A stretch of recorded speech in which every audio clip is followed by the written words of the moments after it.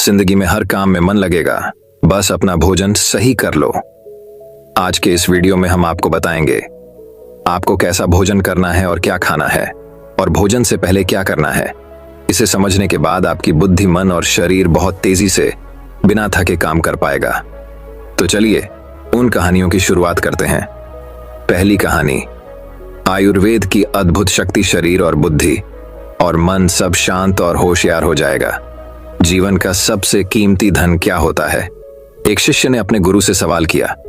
गुरु ने इसका उत्तर देते हुए जवाब दिया कि चाहे मेरे पास पैसे ना हो, चाहे रहने के लिए छत भी ना हो, चाहे कोई सुख सुविधाएं ना हो, लेकिन अगर मेरा शरीर स्वस्थ है तो मैं दुनिया का सबसे धनवान आदमी। सो शिष्य ने पूछा कि गुरुदेव, आपकी उम्र 100 साल को पार कर चुकी है और फिर भी आप इतने स्वस्थ हैं। आपकी बुद्धि बड़ी ही तीव्र है और आपका चेहरा भी सूर्य की तरह चमकता रहता है, और वहीं पर आपके बदन से भी चंदन सी खुशबू आती है।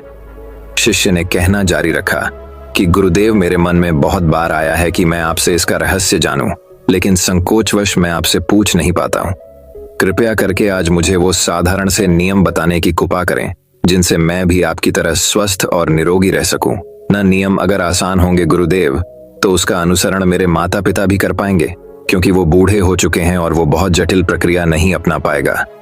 कृपया करके साधारण से तरीके बताना ताकि कोई भी ग्रस्त आदमी उन नियमों का पालन कर सके। गुरुदेव ने कहना आरंभ किया। सबसे पहले उन्होंने बताया कि सबसे पहले तुम्हें पाचन तंत्र की क्रिया को समझना होगा। जो भी आयुर्वेद का विद्वान होता है वो ये जानता है कि अगर आपका पाचन तंत्र लगातार भोजन पचाने में लगा हुआ है तो स्वाभाविक है कि ऊर्जा की एक खास मात्रा आपका भोजन को बचा रही है। इसी कारण ज्यादा भोजन करने के बावजूद आपका दिमाग और आपका शरीर अपने बेहतरीन स्तर पर काम नहीं कर पाता। तुमने देखा होगा कि भोजन करने के बाद जब पाचन प्रक्रिया शुरू होती है तो हर जानवर नीचे बैठ जाता है। वो बस बैठ जाते हैं क्योंकि दूसरी चीजों के लिए पर्याप्त ऊर्जा नहीं बचती है। चाहे वो मांसाहारी हो या शाकाहारी हो, हर जानवर खाने के बाद नीचे बैठ जाता है, और ये इंसानों के लिए भी एक प्राकृतिक जहर खाने के बाद वो बैठ जाना चाहते हैं, क्योंकि दूसरी चीजों के लिए पर्याप्त ऊर्जा नहीं होती। अगर आप अपनी पूरी क्षमता का इस्तेमाल करना चाहते हैं तो आप अपने शरीर को ऐसा बनाकर रखिए कि आप जो भी खाएं, कुछ भी खाएं, तो 1.5 से 2 घंटे के अंदर आपका पेट खाली हो जाना चाहिए। पेट खाली होने का मतलब है पेट की थैली खाली होना, यानी कि जब भोजन आंत के दूसरे भागों में चला जाता है तब पेट खाली हो जाता है, क्योंकि आंत में प्रक्रिया बिल्कुल अलग होती है। वो पाचन नहीं होता है, वो ऊर्जा को ग्रहण करती है। आंतों द्वारा इस ऊर्जा को ग्रहण करने के लिए ज्यादा ऊर्जा नहीं लगती है, ऊर्जा लगती है। पाचन क्रिया में जब खाना पेट की थैली में मौजूद हो तो बेहतर है कि आप अपनी गतिविधि को कम कर लें। अब अगर सोचिए, सारा दिन आपके पेट में खाना मौजूद रहेगा तो आप अपने जीवन की पूरी क्षमता कम कर लेंगे।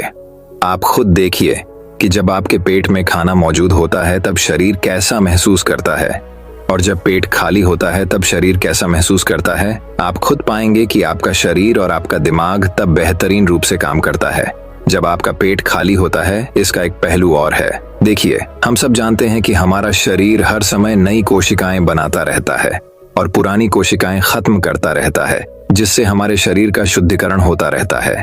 लेकिन जब भोजन हमारे पेट में होता है, यानी कि हमारा पेट जब खाली नहीं होता, तो ये शुद्धिकरण कम हो जाता है। वो सारी गंदगी जो शरीर से अपने आप बाहर निकलती थी, अब वो निकलनी बंद हो जाएगी, जो कुछ समय बाद आपके लिए तरह तरह की समस्याएं पैदा करेंगी।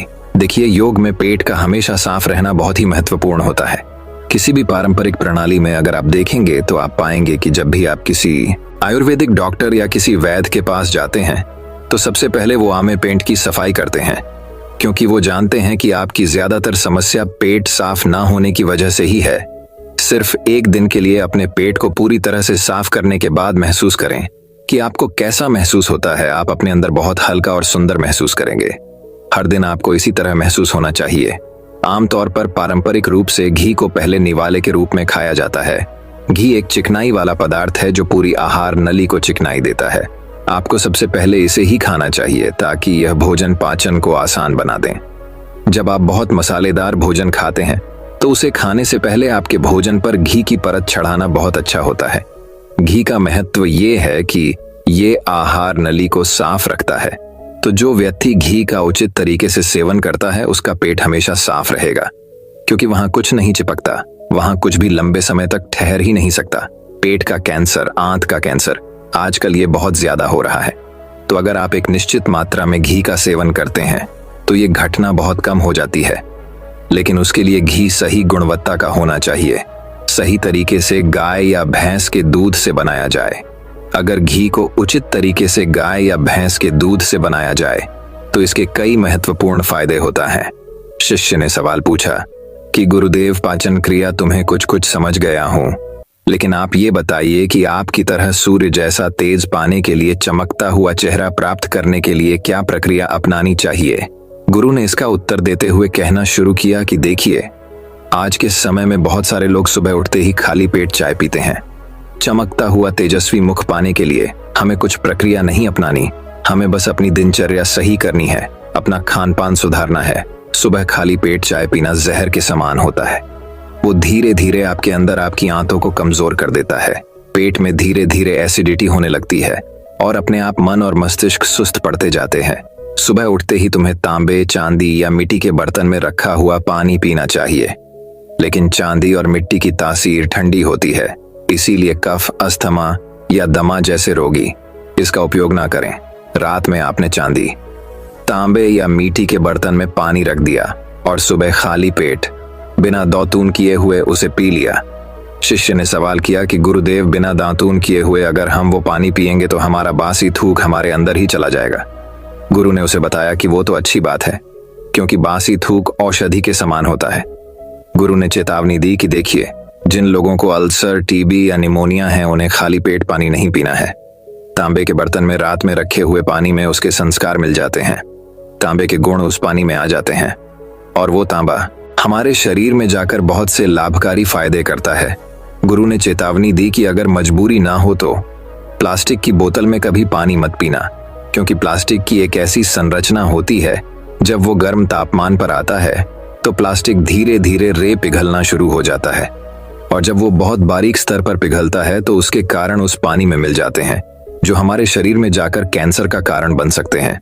देखिए, ये पानी पीने के बाद, अपना पेट अच्छे से खाली करने के बाद आप आंवला और सब्जियों का रस पी सकते हैं। आप पीने में कुछ लोगों को थोड़ा कड़वा लग सकता है, लेकिन जहां पर शरीर को इतने सारे फायदे हो रहे हो वहां पर थोड़ा कड़वापन तो बर्दाश्त किया जा सकता है। गुरु ने बताया कि ये भी सच्चाई है कि हर दिन एक जैसा खाना नहीं खाया जा सकता, तो जिस दिन तुम आंवला और सब्जियों का जूस ना पी सको उस दिन आपको दही खाना चाहिए। दही बहुत ही बेहतरीन आयुर्वेदिक औषधि के रूप में इस्तेमाल हो सकता है। अगर उसको सही से इस्तेमाल किया जाए तो हमारे शरीर में बेहद सारी बीमारियों को वो जड़ से खत्म कर सकता है। दही की एक पर्याप्त मात्रा लेकर उसमें गुड़, शक्कर या मिश्री का मिश्रण जरूर कर लें, ताकि आपको वो दही खाटा ना लगे। अगर दही में गुड़ मिलाते हैं तो गुड़ बहुत ज्यादा नया नहीं होना चाहिए। गुड़ जितना ज्यादा पुराना होगा उतना ही लाभकारी होगा, और दही को थोड़ा पतला कर ले। पतला होने के बाद वो आसानी से हमारे शरीर में जा सकता है और उसको पचने में भी ज्यादा ऊर्जा शरीर को नहीं लगानी पड़ती। आयुर्वेद के गणित के हिसाब से अगर आप सुबह इन प्रक्रियाओं का पालन करते हैं तो आपके चेहरे का तेज बढ़ने लगेगा, उस पर चमक आने लगेगी। जल्द ही लोग आपसे बोलना शुरू कर देंगे कि भाई, आपकी उम्र इतनी ज्यादा हो गई लेकिन आप लगते नहीं हो। इतनी उम्र के सन्यासियों और मुनियों जैसा तेज पाने के लिए ध्यान और आयुर्वेद के नियम के हिसाब से खान पान, ये दो चीजें सबसे ज्यादा जरूरी होती हैं। अगर ग्रस्त आदमी भी इन नियमों का पालन करता है तो वो भी सन्यासियों जैसा तेजस्वी हो सकता है। शिष्य ने आखिरी प्रश्न किया कि गुरुदेव, मुझे ये दो नियम तो अच्छे से समझ में आ गए हैं। पहला नियम, अपने पेट को खाली रखेंगे तो हर बीमारी से मुक्त रहेंगे। दूसरा नियम कि हम अपने चेहरे पर ओज और तेज कैसे प्रकट कर सकते हैं। बस एक आखिरी समस्या का समाधान और करवाना है। मैं आपसे पूछना चाहता हूं कि जैसे जैसे आदमी की उम्र बढ़ती है तो उसके आंखों की और उसके दिमाग की क्षमता कम होती जाती है, तो उस क्षमता को बरकरार बनाए रखने के लिए किन नियमों का पालन करें, या फिर क्या खान पान अपने दैनिक जीवन में अपनाएं। गुरु ने खुद की तरफ इशारा करते हुए कहा कि जैसे जैसे उम्र बढ़ेगी वैसे वैसे बुद्धिमान होते जाओगे। बस मैं जो नियम बता रहा है उनको ध्यान से सुन लो। सुन लोगे तो सारी समस्याएं हल हो जाएंगी। सबसे पहले सफेद कद्दू के औषधीय गुणों के बारे में जानो। आयुर्वेद के गणित के हिसाब से सफेद कद्दू का जूस कैंसर को मिटाता है और साथ ही दिमाग की तीक्ष्णता को बढ़ाता है। तीक्ष्णता यानी कि तेज, बारीक बुद्धि। लेकिन ये समझ लेना कि सफेद कीड़ा का जूस ठंडा होता है, इसीलिए अस्थमा और जिनको सर्दी जल्दी पकड़ लेती हो, ऐसे लोगों को सफेद कद्दू के जूस का सेवन नहीं करना है। दिमाग और आंखों को तेज करने के लिए जो अगला नुस्खा मैं बता रहा हूं, वह हर कोई कर सकता है, बल्कि हर किसी को करना चाहिए। 5 देसी बादाम की गिरी, जो छोटी वाली होती है, क्योंकि वही देसी होती है। बड़ी वाली में इतने गुण नहीं होते हैं, इतना छोटी वाली गिरी में होते हैं। 5 छोटी बादाम गिरी और 1 अखरोट रात को पानी में भिगो दो। सुबह उनके छिलके उतारो और उन्हें किसी पत्थर के खरल में, याद रखना पत्थर का खरल, किसी ऐसे वैसे बर्तन में नहीं, क्योंकि इससे उसकी गुणवत्ता खत्म हो जाती है। उस पत्थर में ये डालने के बाद उसे मथना शुरू करो। धीरे धीरे जब आप उसे पिसेंगे तो वो बारीक होने लगेगा और उसके बाद उसमें दूध डालना शुरू करो। ऊपर से दूध गाय का होना चाहिए, वो सबसे ज्यादा बेहतरीन रहेगा। दिमाग के लिए इस्तेमाल करने को भैंस या बकरी का भी कर सकते हैं, लेकिन गाय का दूध सबसे ज्यादा महत्वपूर्ण हो जाता है। जब दिमागी समस्याओं के बारे में बात आती है तो अब उस बादाम और अखरोट को दूध के साथ पीसना शुरू करो। धीरे धीरे जितना आप पीसेंगे उतनी उसकी गुणवत्ता बढ़ती जाएगी। अब कुछ लोगों को लग रहा होगा कि दूध के साथ हम बादाम यूं ही खा लें, तो या फिर पत्थर के खरल में पीसने की बजाय उसे मिक्सर में पीस लें। तो मैं बताता चलूं कि पत्थर के खरल में उसे पीसने के बाद उसकी गुणवत्ता 100 गुना ज्यादा बढ़ जाती है। अच्छे से गाय के दूध में पीसने के बाद जब आप इसका सेवन करेंगे तो आपकी आंखें और आपका दिमाग, इनके लिए ये बहुत ही लाभकारी रहेगा। जिन लोगों को भूलने की समस्याएं होती हैं, जो छोटी छोटी चीजें रखकर भूल जाते हैं, जो लोग दिमागी रूप से परेशान रहते हैं, तनाव बना रहता है, चीजों के बारे में ज्यादा सोचते रहते हैं, ऐसे लोगों के लिए ये एक ठंडाई का काम करेगा। उनके दिमाग में एक ठंडक पहुंचाएगा, जिससे उनका दिमाग अपने बेहतरीन स्तर पर काम कर पाएगा। शिष्य ने ये नियम अच्छे से कंठस्थ कर लिए और उसके बाद घर जाने के लिए अपने गुरु से आज्ञा मांगी। शिष्य अपने गुरु से आशीर्वाद लेकर अपने घर की तरफ प्रस्थान कर गया। तो दोस्तों, कैसी लगी आज की कहानी? अपनी राय हमें कमेंट में जरूर बताएं। अगर अच्छी लगी हो तो इस वीडियो को और लोगों के साथ शेयर करें। तो चलिए दोस्तों, अब हमारे दूसरे कहानी की शुरुआत करते हैं। दूसरी कहानी, सिर्फ 7 दिनों में सबको पीछे छोड़ दो। एक बार एक गरीब आदमी एक बौद्ध भिक्षु के पास गया और कहता है कि गुरु, मैं अपनी आदतों से बहुत परेशान हूं। मैं बहुत कुछ करना चाहता हूं, लेकिन कुछ नहीं कर पाता। सफलता की ऊंचाइयों को छूना चाहता हूं, लेकिन अपनी आदत से मजबूर है। सच कहा तो मुझे यह भी नहीं पता कि सफल होने के लिए किस गुण की आवश्यकता है। इसलिए मैं उन गुणों के बारे में जानने के लिए ही आपके पास आया हूं। कृपया मेरा मार्गदर्शन कीजिए।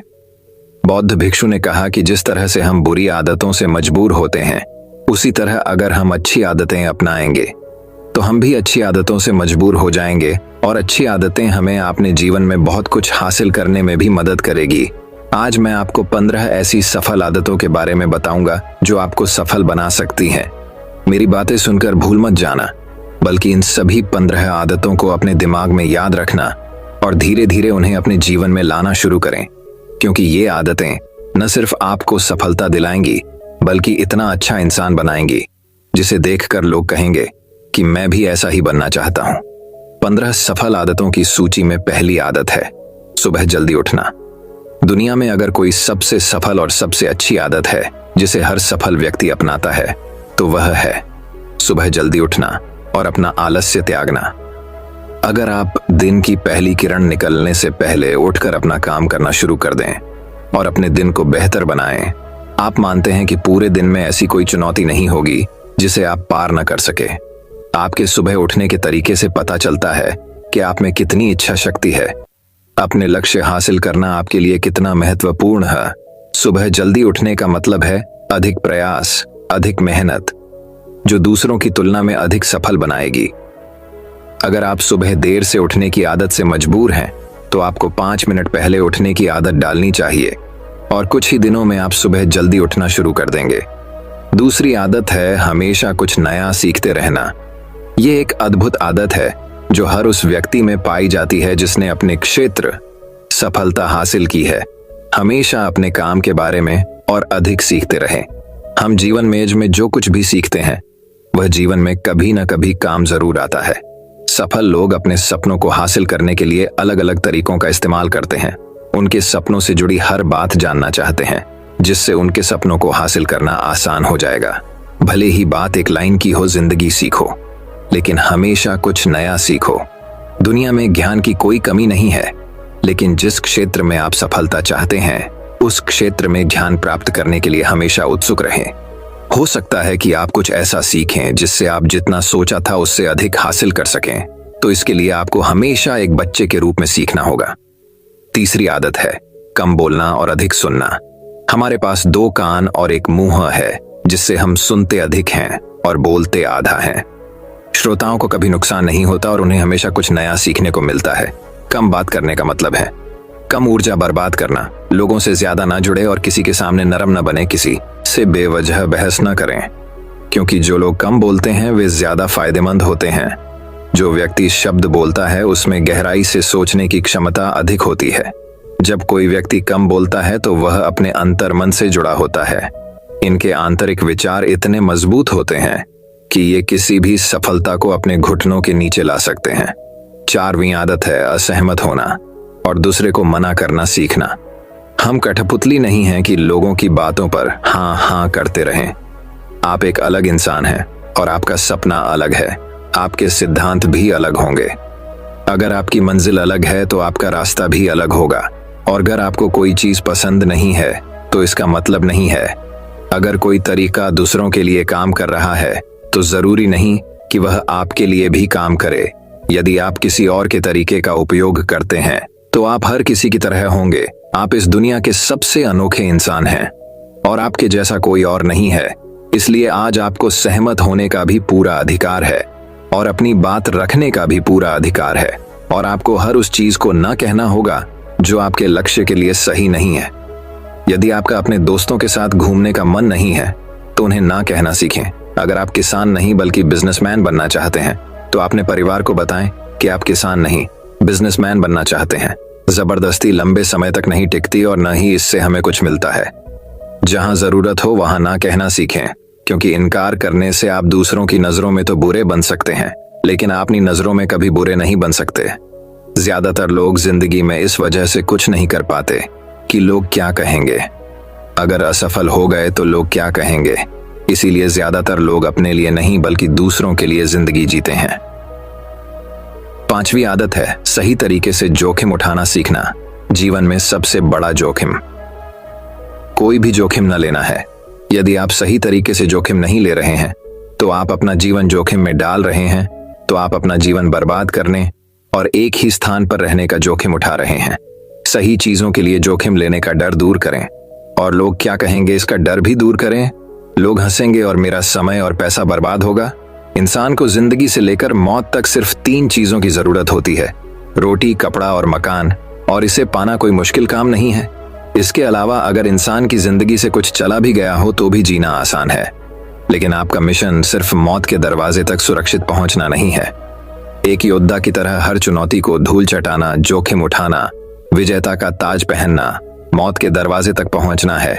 सही चीजों के लिए जोखिम उठाना चाहिए, इसलिए जोखिम लेना सीखें। जोखिम लेने पर आपको कभी पछतावा नहीं होगा, लेकिन यदि आप सही जोखिम नहीं लेते हैं तो आपको अपनी कल्पना से भी अधिक पछताना पड़ेगा। 6वीं आदत है जिसके साथ आप अगले 60 साल बिताएंगे। 60 में से 30 सफल आदतें उस व्यक्ति को समझने की कोशिश करना है जिसके साथ आप अगले 60 साल बिताएंगे, और वह व्यक्ति आप हैं। आप खुद को कितना समय देते हैं और अपनी पिछली गलतियों से कितना सीखते हैं। आप अपने वर्तमान को बेहतर बनाने के लिए क्या करते हैं और भविष्य के बारे में क्या सोचते हैं। क्या आप हर दिन 10 मिनट बैठते हैं और सोचते हैं कि आपके जीवन में क्या चल रहा है, मैं कहां से आया हूं और अभी कहां हूं और आगे कहां जा रहा हूं। आपके जीवन की सबसे बड़ी जरूरत और सबसे बड़ी चुनौती क्या है। आपको आपसे बेहतर कोई नहीं जानता। अगर कोई आपको समझ सकता है तो आपके अंदर क्या भावनाएं चल रही हैं, ये सिर्फ आप ही समझ सकते हैं। हर दिन अपने आप को 10 मिनट दें और इस 10 मिनट में कोई भी नहीं होना चाहिए। कोई किताब नहीं, कोई काम नहीं, बस आप और आपके विचार। इस समय आप खुद से बात करें और खुद को जानने की कोशिश करें। 8वीं आदत है निर्णय लेना सीखें और तुरंत काम पर लग जाएं। ऐसे कितने काम हैं जिन्हें आप आज तक टालते आ रहे हैं। ऐसी कितनी चीजें हैं जिनके लिए आपको निर्णय लेने की आवश्यकता है लेकिन आप निर्णय नहीं लेना चाहते हैं। उस काम को टालते रहें, क्योंकि ज्यादातर लोग निर्णय नहीं ले पाते। क्या वे यह काम करना चाहते हैं, या वे उस रिश्ते में रहना चाहते हैं या नहीं, बिजनेस करना है या नौकरी। लोग इस बारे में नहीं सोचते। निर्णय लेना सीखें। निर्णय न लेने से बेहतर है निर्णय लेना। निर्णय लें और उसे सही करने का प्रयास करें, और एक बार जब आप तय कर लें तो काम पर लग जाएं। दुनिया के सभी सफल लोगों के पास निर्णय लेने और अपना काम करने के लिए बहुत कम समय होता है। अगर आपने दिन के 8 बजे कोई काम तय या प्लान कर लिया है तो 8:01 बजे आपका काम प्लानिंग के मुताबिक दिखना चाहिए। 8वीं आदत जो आपके जीवन को बदल सकती है वह है अपने समय का बुद्धिमानी से उपयोग करना सीखना होगा। समय ही एक ऐसी चीज है जिसकी कमी होती रहती है। समान गति से गति धीमी नहीं होती। समय एक ऐसी चीज है, चाहे कुछ भी हो जाए, समय एक ऐसी चीज है जिसके साथ आप केवल दौड़ सकते हैं। ना तो आप समय से पीछे रह सकते हैं और ना ही समय से आगे जा सकते हैं। आज आपके जीवन में जो कुछ भी चल रहा है उसका आपको सामना करना होगा, इसलिए समय के साथ चलना सीखें और आज जो आपके लिए महत्वपूर्ण है उसे करते हुए आगे बढ़। क्योंकि अगर आप समय की दौड़ में पीछे रह गए तो चाहे आप कितना भी दौड़ लें, आप कभी भी पहले जैसे नहीं रह पाएंगे। जो सो रहा है वह जरूर कुछ न कुछ खो रहा होगा, और जो जाग रहा है वह पा रहा है। हमारे समय की उल्टी गिनती हमारे जन्म लेते ही शुरू हो जाती है। इसलिए अपना समय बर्बाद न करें, बल्कि इसे अपने लक्ष्य के लिए उपयोग करें और खुद को जानें। 20वीं आदत है अनावश्यक झंझटों को नजरअंदाज करना सीखना। हमारे पास सीमित मात्रा में समय और निश्चित मात्रा में ऊर्जा है। यदि हम इसे तुच्छ चीजों और निरर्थक चीजों पर खर्च करते रहेंगे और हमारी ऊर्जा वितरित हो जाएगी और हम इसे कभी भी अपने लक्ष्य की ओर एकत्रित नहीं कर पाएंगे और लक्ष्य चूक जाते हैं। ज्यादातर लोगों की गलती यह होती है कि वे हर चीज और हर किसी में खुद को शामिल करने की कोशिश करते हैं, जिसके कारण उनकी ऊर्जा विभाजित हो जाती है और वे कुछ भी महत्वपूर्ण कार्य नहीं कर पाते हैं। इसलिए जो काम जरूरी ना हो और दूसरे लोग कर सकते हो उसे दूसरे को सौंप दें और अपनी सारी ऊर्जा और अपना सारा समय अपने महत्वपूर्ण कार्यों में लगा दें। 10वीं आदत है अपने जीवन से नकारात्मक लोगों को दूर करना और सकारात्मक लोगों के साथ रहना। एक नकारात्मक व्यक्ति हमारी ऊर्जा को सोख लेता है और हमारी सोच को नकारात्मक बना देता है। इसलिए ऐसे लोगों से दूर रहने की कोशिश करें। मूलतः कोई भी व्यक्ति अपने आसपास औसतन 5 लोगों का होता है, यानी हमारे आसपास के वो 5 लोग जिनके साथ हम सबसे ज्यादा समय बिताते हैं। कहीं ना कहीं हम भी उनके जैसे बन जाते हैं और उनकी आदतों को अपनाने लगते हैं। संगति प्रभाव डालती है, और अगर आपके आसपास के लोगों को हर चीज में कमी नजर आ रही है तो उन्हें तुरंत छोड़ दें, क्योंकि ये वो लोग हैं जिन्हें गर्मियों में ठंड और सर्दियों में बारिश पसंद होती है। ऐसे लोग न तो कहीं खुश रह पाते हैं और न ही दूसरों को खुश रहने देते हैं। दुनिया में हर किसी को स्वतंत्र होने का अधिकार है। आपको सकारात्मक सोच के साथ जीवन जीने का पूरा अधिकार है। आपको खुद से भी नकारात्मक बातें नहीं करनी चाहिए, जैसे कि मैं बस बदकिस्मत हूं या यह मेरे साथ ही हो जाता है।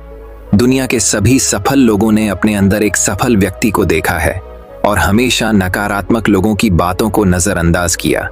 कभी भी मूर्ख नकारात्मक लोगों से ना जुड़े, क्योंकि उन्हें कुछ नहीं होगा और आपको कुछ नहीं मिलेगा। 11वीं आदत यह है कि जब भी कोई अच्छा विचार मन में आए तो उसे कागज पर लिख लें। हमारा दिमाग हर दिन कुछ नए और अच्छे विचार लाता रहता है। यदि हम उन्हें नहीं लिखेंगे तो हम उन्हें हमेशा के लिए भूल जाएंगे। साथ ही अगर आपके पास कोई प्लान है तो उसे अच्छे से लिखें। ऐसा करने से योजना हमारे दिमाग में बैठ जाती है। उन सभी चीजों के बारे में भी लिखें जिन्हें आप पाना चाहते हैं। उन आदतों के बारे में भी लिखें जिन्हें आप छोड़ना चाहते हैं। विचारों को लिखने से हमारे दिमाग से उन्हें याद रखने का बोझ कम हो जाता है और फिर हमारा दिमाग अपने नए विचारों के बारे में सोचने के लिए स्वतंत्र हो जाता है। 12वीं आदत है स्वस्थ रहना। अधिक स्वस्थ जीवन शैली अपनाएं, कम खाएं और अधिक पचाएं। रोज सुबह प्राणायाम, व्यायाम और ध्यान न सिर्फ आपको स्वस्थ बनाएंगे बल्कि खूबसूरत भी बनाएंगे और अपना आत्मविश्वास बढ़ाएं। स्वस्थ मन और स्वस्थ शरीर से आप अपने जीवन में अधिक प्रगति कर पाएंगे और अपनी मंजिल तक पहुंचे। पहली खुशी स्वस्थ शरीर है, और यह बात मुझे तब पता चली जब हम गंभीर रूप से बीमार थे। 13वीं आदत है हमेशा खुश रहना और मुस्कुराते रहना। कोई भी रोने वाले व्यक्ति से दोस्ती नहीं करना चाहता या उसके साथ समय बिताना नहीं चाहता, क्योंकि हर किसी के जीवन में दुख और दर्द है और कोई भी अपना दुख और दर्द क्यों बढ़ाएगा। इसलिए आप मुस्कुराते रहिए, और अगर आप मुस्कुराते रहेंगे तो दूसरे लोगों को आप में उम्मीद की किरण दिखेगी। हो सकता है आपकी मुस्कुराहट किसी और को उसका दर्द भुला दे। मुस्कुराने का मतलब ये नहीं है कि आपको हर समय हंसते रहना चाहिए। मुस्कुराने का मतलब है कि आपको खुश रहना चाहिए। सकारात्मक रहें और सोचें कि आप बेहद भाग्यशाली हैं। आपके जीवन में कोई कमी नहीं है, और अगर कोई कमी है तो आप उसे अभी भर सकते हैं। चौथी आदत है हमेशा अपनी कमाई से कम खर्च करना। भविष्य की परेशानियों के लिए और कुछ न बचाएं। ज्यादातर लोग दिखावे के नाम पर अपनी कमाई से ज्यादा खर्च कर देते हैं और फिर गरीबी से भरी जिंदगी कष्ट में गुजारें। इसलिए अपनी आय को सही तरीके से बढ़ाने का प्रयास करें। अपनी कमाई से कम खर्च करें और भविष्य के लिए कुछ पैसे बचाकर रखें। 15वीं आदत है एक अच्छा और जिम्मेदार इंसान बनना। ऐसी कई चीजें हैं जो आप दूसरों की मदद के लिए कर सकते हैं। दूसरों के कष्टों को कम करने का प्रयास करें और गरीबों को खाना खिलाएं। लोगों के चेहरों पर मुस्कान लाने की कोशिश करें। सफल व्यक्ति वास्तव में तभी सफल कहलाता है जब वह अपने साथ साथ देश और समाज का भी भला करता है। इसलिए लोगों की मदद करें और अच्छे काम करें और समाज में एक अच्छा उदाहरण स्थापित करने का प्रयास करें। बौद्ध भिक्षु ने बताया कि ये हैं वो 15वीं आदतें जिन्हें अपनाकर आप एक सफल जीवन जी सकते हैं और दूसरों के लिए एक उदाहरण बने। गरीब आदमी को अपने सवालों का जवाब मिल गया तो उसने बौद्ध भिक्षु को धन्यवाद दिया और वह चला गया। तो चलिए दोस्तों, अब हमारे तीसरी कहानी की शुरुआत करते हैं। तीसरी कहानी दोस्तों, बहुत समय पहले की बात है। एक गांव में एक चोर रहता था। वह बड़ा ही चतुर था। एक दिन उस चोर ने सोचा कि जब तक वह राजधानी में नहीं जाएगा और अपना कर्तव्य नहीं दिखाएगा, तब तक चोरों के बीच उसकी धाक नहीं जमेगी। यह सोचकर वह राजधानी की ओर रवाना हुआ और वहां पहुंचकर उसने यह देखने के लिए नगर का चक्कर लगाया कि कहां क्या चोरी कर सकता है। उसने तय किया कि राजा के महल से अपना काम शुरू करेगा। राजा ने रात दिन महल की रखवाली के लिए बहुत से सिपाही तैनात कर रखे थे। बिना पकड़े गए परिंदा भी महल में नहीं घुस सकता था। महल में एक बहुत बड़ी घड़ी लगी थी जो दिन रात का समय बताने के लिए घंटे बजाती रहती थी। चोर ने लोहे की कुछ कीलें इकट्ठी की और जब रात को घड़ी ने 12 बजाए तो घंटे की हर आवाज के साथ वह महल की दीवार में एक एक कील ठोकता गया। इस तरह बिना शोर किए उसने दीवार में 12 कीलें लगा दी। फिर उन्हें पकड़ पकड़ कर वह ऊपर चढ़ गया और महल में दाखिल हो गया। इसके बाद वह खजाने में गया और वहां से हीरे चुरा लाया। अगले दिन जब चोरी का पता लगा तो मंत्रियों ने राजा को इसकी खबर दी। राजा बड़ा हैरान और नाराज हुआ। उसने मंत्रियों को आज्ञा दी कि शहर की सड़कों पर गश्त करने के लिए सिपाहियों की संख्या दोगुनी कर दी जाए और अगर रात के समय किसी को भी घूमते हुए पाया जाए तो उसे चोर समझकर गिरफ्तार कर लिया जाए। जिस समय दरबार में यह ऐलान हो रहा था, एक नागरिक के भेष में चोर मौजूद था। उसे सारी योजना की एक एक बात का पता चल गया। उसे फौरन यह भी मालूम हो गया कि कौन से 26 सिपाही शहर में गश्त के लिए चुने गए हैं। वह सफाई से घर गया और साधु का बाना धारण करके उन 26 सिपाहियों की बीवियों से जाकर मिला। उनमें से हर एक इस बात के लिए उत्सुक थी कि उसके पति ही चोर को पकड़े और राजा से इनाम ले। एक एक करके चोर उन सबके पास गया और उनके हाथ देख देख कर बताया कि वह रात उसके लिए बड़ी शुभ है। उसके पति की पोशाक में चोर उसके घर आएंगे। लेकिन देखो, चोर को अपने घर के अंदर मत आने देना, नहीं तो वह तुम्हें दबा लेगा। घर के सारे दरवाजे बंद कर लेना और भले ही वह पति की आवाज में बोलता सुनाई दे, उसके ऊपर जलता कोयला फेंकना। इसका नतीजा यह होगा कि चोर पकड़ में आ जाएगा। सारी स्त्रियां रात को चोर के आगमन के लिए तैयार हो गईं। अपने पतियों को उन्होंने इसकी जानकारी नहीं दी। इस बीच पति अपनी गश्त पर चले गए और सवेरे 4 बजे तक पहरा देते रहे। हालांकि अभी अंधेरा था, लेकिन उन्हें उस समय तक इधर उधर कोई भी दिखाई नहीं दिया, तो उन्होंने सोचा कि उस रात को चोर नहीं आएगा। यह सोचकर उन्होंने अपने घर चले जाने का फैसला किया। ज्यों ही वे घर पहुंचे, स्त्रियों को संदेह हुआ और उन्होंने चोर की बताई कार्रवाई शुरू कर दी। फल वह हुआ कि सिपाही जल गए और बड़ी मुश्किल से अपनी स्त्रियों को विश्वास दिला पाए कि वे ही उनके असली पति हैं और उनके लिए दरवाजा खोल दिया जाए। सारे पतियों के जल जाने के कारण उन्हें अस्पताल ले जाया गया। दूसरे दिन राजा दरबार में आया तो उसे सारा हाल सुनाया गया। सुनकर राजा बहुत चिंतित हुआ और उसने कोतवाल को आदेश दिया कि वह स्वयं जाकर चोर पकड़े। उस रात कोतवाल ने तैयार होकर शहर का पहरा देना शुरू किया। जब वह एक गली में जा रहा था, चोर ने जवाब दिया, मैं चोर हूं। कोतवाल समझा कि लड़की उसके साथ मजाक कर रही है। उसने कहा, मजाक छाड़ो और अगर तुम चोर हो तो मेरे साथ आओ, मैं तुम्हें काट में डाल दूंगा। चोर वाला, ठीक है, इससे मेरा क्या बिगड़ेगा। और वह कोतवाल के साथ काट डालने की जगह पर पहुंचा। वहां जाकर चोर ने कहा, कोतवाल साहब, इस काठ को आप इस्तेमाल कैसे किया करते हैं, मेहरबानी करके मुझे समझा दीजिए। कोतवाल ने कहा, तुम्हारा क्या भरोसा, मैं तुम्हें बताऊं और तुम भाग जाऊं तो। चोर वाला, आपके बिना कहे मैंने अपने आप को आपके हवाले कर दिया है, मैं भाग क्यों जाऊंगा। उसकी बात सुनकर कोतवाल उसे दिखाने के लिए राजी हो गया कि काठ कैसे डाला जाता है। ज्यों ही उसने अपने हाथ पैर उसमें डाले कि चोर ने झट चाबी घुमाकर काठ का ताला बंद कर दिया और कोतवाल को राम राम करके चल दिया। जाड़े की रात थी। दिन निकलते निकलते कोतवाल मारे सर्दी के अधमरा हो गया। सवेरे जब सिपाही बाहर आने लगे तो उन्होंने देखा कि कोतवाल काठ में फंसे पड़े हैं। उन्होंने उनको उसमें से निकाला और अस्पताल ले गए। अगले दिन जब दरबार लगा तो राजा को रात का सारा किस्सा सुनाया गया। राजा इतना हैरान हुआ कि उसने उस रात चोर की निगरानी स्वयं करने का निश्चय किया। चोर उस समय दरबार में मौजूद था और सारी बातों को सुन रहा था। रात होने पर उसने साधु का भेष बनाया और नगर के सिरे पर एक पेड़ के नीचे धूनी जलाकर बैठ गया। राजा ने गश्त शुरू की और 2 बार साधु के सामने से गुजरा। तीसरी बार जब वह उधर आया तो उसने साधु से पूछा कि क्या इधर से किसी अजनबी आदमी को जाते उसने देखा है। साधु ने जवाब दिया कि वह तो अपने ध्यान में लगा था, अगर उसके पास से कोई निकला भी होगा तो उसे पता नहीं। यदि आप चाहें तो मेरे पास बैठ जाइए और देखते रहिए कि कोई आता जाता है या नहीं। ये सुनकर राजा के दिमाग में एक बात आई और उसने फौरन तय किया कि साधु उसकी पोशाक पहनकर शहर का चक्कर लगाए और वह साधु के कपड़े पहनकर वहां चोर की तलाश में बैठे। आपस में काफी बहस मुबाहिसे और 2-3 बार इनकार करने के बाद आखिर चोर राजा की बात मानने को राजी हो गया और उन्होंने आपस में कपड़े बदल लिए। चोर तत्काल राजा के घोड़े पर सवार होकर महल में पहुंचा और राजा के सोने के कमरे में जाकर आराम से सो गया। बेचारा राजा साधु बना चोर को पकड़ने के लिए इंतजार करता रहा। सवेरे के 4 बजने आए। राजा ने देखा कि न तो साधु लौटा और कोई आदमी या चोर उस रास्ते से गुजरा, तो उसने महल में लौट जाने का निश्चय किया। लेकिन जब वह महल के फाटक पर पहुंचा तो मंत्रियों ने सोचा, राजा तो पहले ही आ चुका है, हो ना हो यह चोर है जो राजा बनकर महल में घुसना चाहता है। उन्होंने राजा को पकड़ लिया और काल कोठरी में डाल दिया। राजा ने शोर मचाया पर किसी ने भी उसकी बात न सुनी। दिन का उजाला होने पर काल कोठरी का पहरा देने वाले मंत्री ने राजा का चेहरा पहचान लिया और डर के मारे थर-थर कांपने लगा। वह राजा के पैरों पर गिर पड़ा।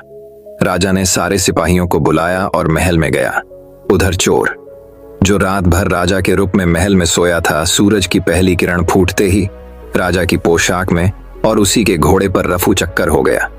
अगले दिन जब राजा अपने दरबार में पहुंचा तो बहुत ही हताश था।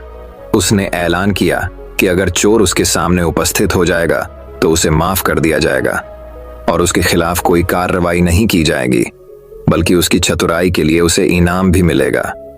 चोर वहां मौजूद था ही फौरन राजा के सामने आ गया और बोला, महाराज, मैं ही वह अपराधी हूं।